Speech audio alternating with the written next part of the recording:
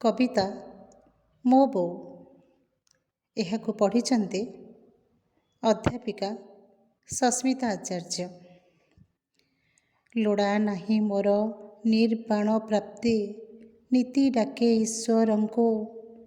ତୋକଳ ମୋ ପାଇଁ ସରଗ ସମାନ, ପାଏ ସବୁ ସୁଖ ଶାନ୍ତି। ଲୋଡ଼ା ନାହିଁ ମୋର ନିର୍ବାଣ ପ୍ରାପ୍ତି, ନୀତି ଡାକେ ଈଶ୍ୱରଙ୍କୁ। ତୋକଳ ମୋ ପାଇଁ ସରଗ ସମାନ, ପାଏ ସବୁ ସୁଖ ଶାନ୍ତି।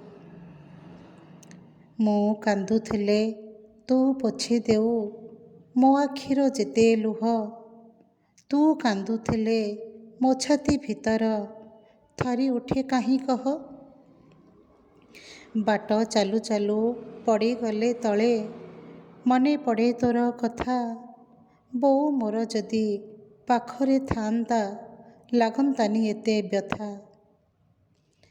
ଦେହ ମୋର ଯେବେ ଅସୁସ୍ଥ ହୋଇ ଲୋଡ଼ା କରେ ତୋର କୋଳ।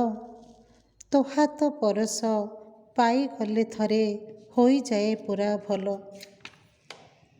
ଅମୃତର ସ୍ୱାଦ ଚାଖି ନାହିଁ ମୁହିଁ, ଲାଗେ ତାହା କେଉଁ ପରି।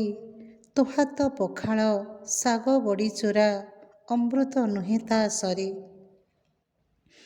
ତୋ ପଣତ କାନି ଅଭୟ ମୋ ପାଇଁ, ନଥାଏ ମନରେ ଡର।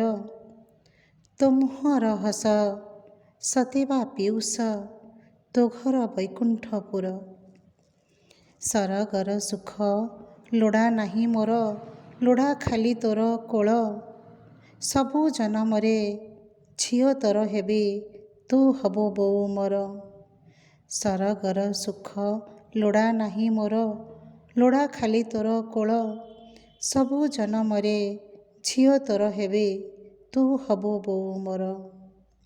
ସବୁ ଜନମରେ ଝିଅ ତୋର ହେବି, ତୁ ହବୁ ବୋଉ ମୋର। ଜୟ ଜଗନ୍ନାଥ।